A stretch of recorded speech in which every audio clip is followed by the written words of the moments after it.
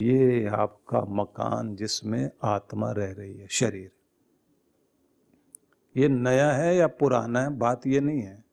अगर आपने देख रेख नहीं रखी, मेंटेनेंस का ध्यान नहीं किया, जर्जर कर लिया इसको, तो पहले तो आपकी आत्मा इसमें नहीं रहना चाहिए। और अगर फिर भी मोह के साथ नहीं मैंने तो यहीं रहना है, एड़ियां रगड़ते हुए रहना है, तो फिर यमदूत नहीं रहने देंगे। पहले तो वो नोटिस भेजते हैं 2-4 तरह के। बड़ा कमाल का उदाहरण हमारे ऋषि मुनि लोग देते रहे हैं, हमारे संत लोग देते रहे। हम लोग जो बचपन में सत्संग सुनने के लिए बैठते थे तो उस समय वो बातें समझ में नहीं आती थी, लेकिन जो है ना बड़े अलग तरीके से वो समझाते थे। वो कहते थे कि गंगा में स्नान करने के लिए कुंभ के मेले में कोई व्यक्ति गया हुआ था और वहाँ स्नान करते करते उसको एक बड़ा ही अलग तरह का मनुष्य मिला। दोनों मिलकर स्नान करके बाहर आए तो इस व्यक्ति ने, जो किसी गांव से गया हुआ था, उसने उस व्यक्ति से कहा, देखो भैया मेरी पत्नी ने बहुत अच्छा भोजन प्रसाद बनाया था और ये कहा था कि जैसे स्नान कर लो तो उसके बाद में तुम इसको खा लेना। तो मैं अकेला खाता तो अच्छा नहीं लगता, आप भी साथ बैठ जाओ। तो उसको खिलाया, खुद भी खाया। वो व्यक्ति बहुत खुश हुआ, लेकिन वो बोले तुम इस शहर के नहीं लगते, इधर गांव के नहीं लगते, और लगता है इस देश के भी नहीं हो, कहीं और के हो। उसने कहा हम तो यमलोक से आए हैं। अच्छा आप कौन है? बोले हम यमदूत हैं। अच्छा यहाँ क्यों आए थे? बोले हमको भी लगा कुंभ का मेला है, डुबकी लगाने सब लोग आए, हम भी आ जाएं। अच्छा तो तुम क्या करते हो? बोले वो बताया तो गलत हो जाएगा, हम तो आदमी को मारने का काम करते हैं। बोले क्यों मारते हो भाई? बोले जिसका जो है ना उम्र खत्म हो जाती है उसको जाना होता है। बोले अच्छा एक बात बताओ, हम पर कुछ दया कर सकते हो आप, या तुम मारो ही नहीं हमको, या फिर एक काम करना कि जब तुम्हारे आने का समय है तो उससे पहले चिट्ठी विट्ठी लिख देना, तो जिससे हम अपनी तैयारी तो कर लेना, हमारा स्टेशन आने वाला है तो हम अपना सामान वामान बांध लें। बोले कितनी चिट्ठी भेजूं? बोले 2-3 चिट्ठियां तो भेज ही देना। तो उसने कहा मैं हो सकता 8-10 चिट्ठियां भेज दूं। अब ये आदमी बड़ा निश्चिंत हो करके और चला गया, और उसके बाद बोला अभी तो उम्र है, चिट्ठी विट्ठी आएगी तब देखा जाएगा। और एक दिन ऐसा हुआ यमराज आ गया, यमदूत। उसने कहा चलो। बोले चिट्ठी विट्ठी तो भेजी नहीं। बोले इतनी सारी भेजी थी। बोले जब बाल पके थे, जब आंखें कमजोर हुई थी, जब दांत हिले थे, वो सब चिट्ठियां थी। जब चाल बेढंगी हुई थी, जब डाइजेशन तुम्हारी बिगड़ी थी, जब तुम्हारी नींद कम हुई थी, वो सब चिट्ठियां थी। जब तुम्हारे मोह टूटने लगा था, अपने घर के लोग ही तुम्हारे सामने उल्टा सीधा बोलने लगे थे, और जब तुम्हारे घर में तुम्हारा राज खत्म होने लगा था, और जब तुमने अकेलापन महसूस करना शुरू करा कि सारे अपने अपने काम में लगे हुए और बूढ़ा बैठा कोने में, इतनी मैंने तो 12 चिट्ठियां भेजी थी भाई। बोले ये चिट्ठी होती है? बोले हम तो जो है साथ में जो है ना रसीद, जैसे रसीदी टिकट होता है ना, पावती होती है, बोले वो भी साथ में थी हमारे। तुम भी कमाल के आदमी निकले, आंख में भी तुमने इंतजाम कर लिया, बालों को काला कर लिया और अपने दांत वांत नकली लगा लिए, और उसके बाद चाल वाल को ठीक करके तुमको लगा कि बस मैं तो हो गया ठीक ठाक। लेकिन काल तो अपनी जगह आता है। अब इसने कहा लेकिन एक बात बताओ, तुम इस तरह से चिट्ठियां भेज के आ जाते हो, आदमी अगर लंबा जीना चाहे तो क्या करना चाहिए? बोले जाओ अपनी गीता पढ़ो, उसमें लिखा हुआ ना कैसे अपने को ठीक करना। अब जो लिखा हुआ वही मैं सुना रहा हूं आपको। उन्होंने क्या लिखा है? उन्होंने कहा तुम्हारा मकान ठीक ठाक रहे तो उसके लिए व्यवस्था की जाती है। अब व्यवस्था क्या है? युक्ताहार विहारस्य। तुम्हारा जो आहार है वो युक्त आहार होना चाहिए। युक्त आहार का मतलब ये है कि जो तुम्हारे उचित परिमाण में, उचित मात्रा में भोजन खाना चाहिए, नियमित पोषण से युक्त, और जिससे तुम्हारा इम्यून सिस्टम स्ट्रांग होता हो। और अगर ये बात आपको समझ में नहीं आ रही तो कोरोना तो सबको ही समझा रहा है, घर घर में समझा रहा है कि तुम्हारी दवाई काम नहीं करेगी। कोई दवा नहीं बनी अभी तक, बस सब लोग एक ही बात कह रहे हैं, जिसका इम्यून सिस्टम स्ट्रांग है और जिसका मनोबल स्ट्रांग है, कोरोना उसका कुछ नहीं कर सकता। इधर से आएगा उधर से जाएगा। लेकिन ये बात ध्यान रख लेना, आपके आयुर्वेद में एक बात कही थी, 100 दवाएं मत करना, एक परहेज कर लेना काफी है। तो लोगों ने क्या कहा, परहेज एक ही है। हमारे जो है जैन समुदाय के सारे लोग जैसे अपने आहार पे ध्यान रखते हैं ना, और मुंह पर जो है ढक के रखते हैं, तो आजकल तो मुझे लगता है सारे जैन ही हो गए, सबके मुंह पर मास्क लगा हुआ है। और कहते हैं जल्दी रात में खा के जल्दी सोने की कोशिश करना, लेकिन इस बात का ध्यान रखना भोजन करने के 3 घंटे बाद ही सोना या 2.5 घंटे बाद सोना। तो अगर 7-8 बजे आप भोजन कर लें तो बहुत अच्छा, 2-2.5 घंटे बाद भी सोओगे 10:30 11, वैसे तो 10 बजे ठीक होता है। तो आपका आहार पोषक तत्वों से भरा हुआ होना चाहिए। और ये बात ध्यान रख लीजिए कि आपको मुर्दा भोजन नहीं करना।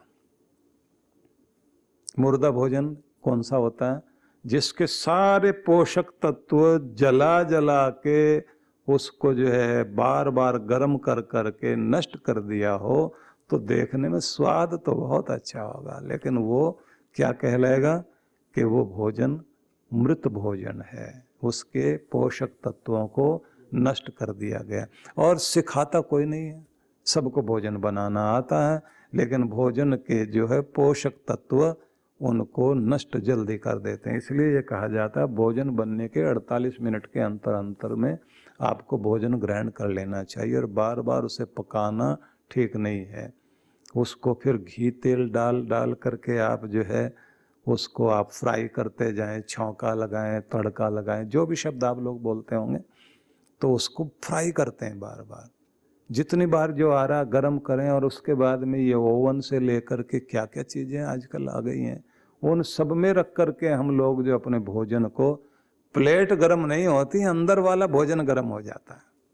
हम लोग कहते हैं बड़े मॉडर्न हो गए हम लोग, और जो ठंडा करके फ्रिज से भोजन खाया जा रहा है, ठंडा पानी पिया जा रहा है, ये सब हमारे भोजन की जो आदतें बिगड़ी हुई हैं, इससे सबसे ज़्यादा असर कहाँ पड़ रहा है, आपका जो लिवर है, अधिकांश 65% लोगों का फैटी लिवर हो गया।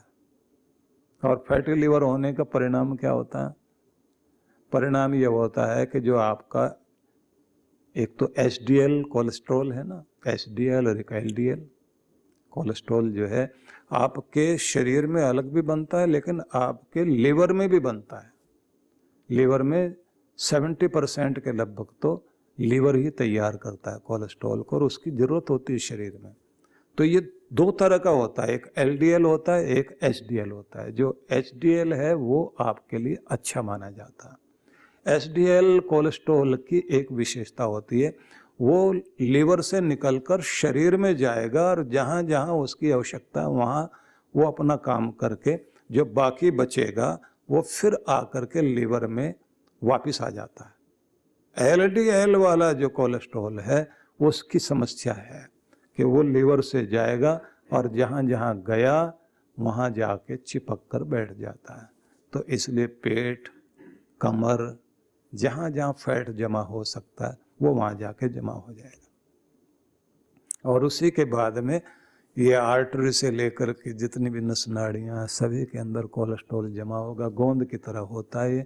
और उसके बाद में जैसे नाली साफ करने के लिए वो खपच्ची का प्रयोग करते हैं ना, बांस की, और उसको ऐसे ऐसे करके मारते हैं, तो उसको क्या बोलते हैं, एंजियोप्लास्टिक कराई है। पहले एंजियोग्राफी होती है। एंजियोग्राफी में, वैसे मैं ये सारा नहीं बताऊंगा आपको, डरता है ना आदमी।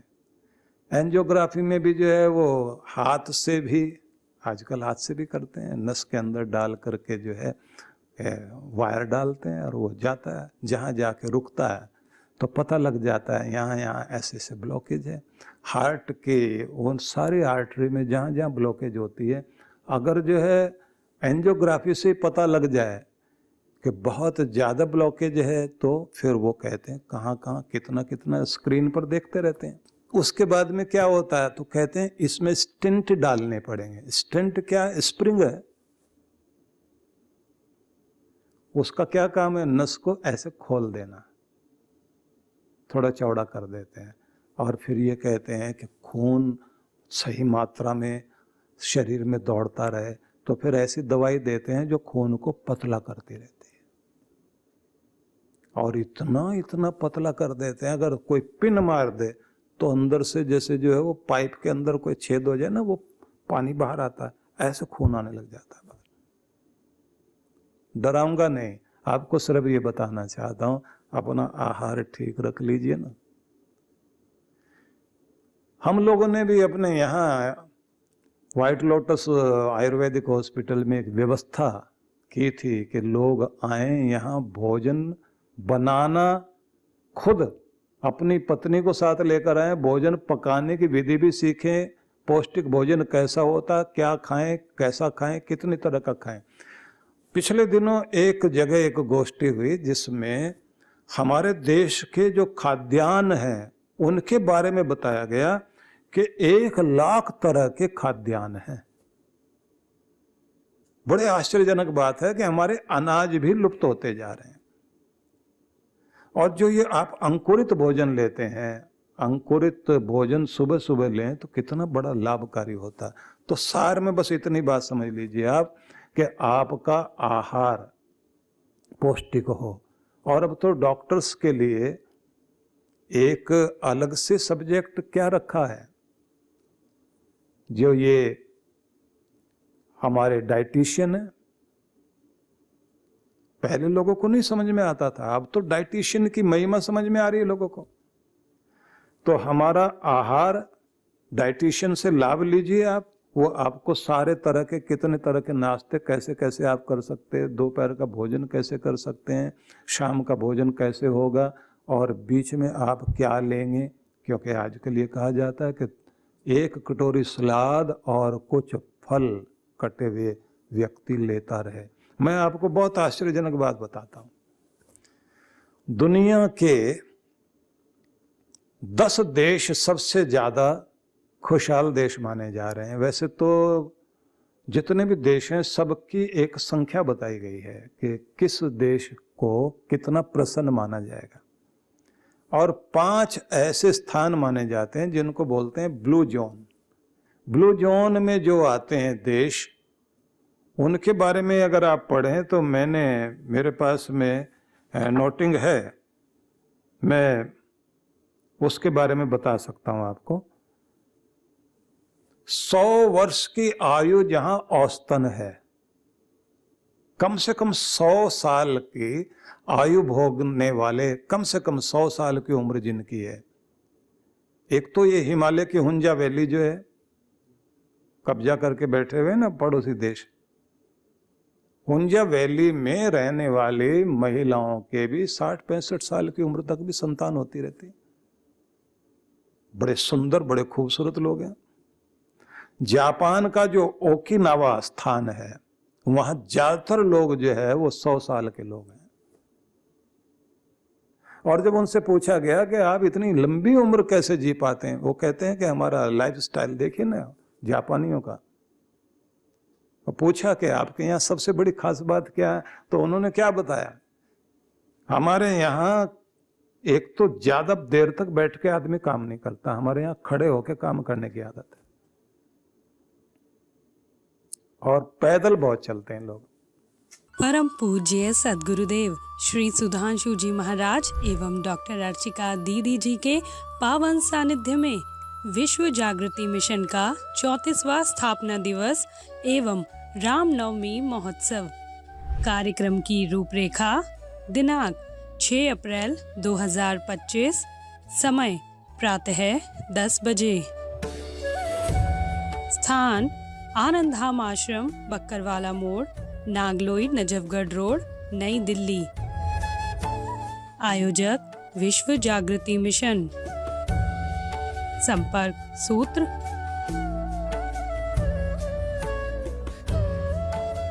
आओ मिलकर दिए जलाएं, सनातन धर्म की अलख जगाएं। आप सपरिवार सादर आमंत्रित हैं।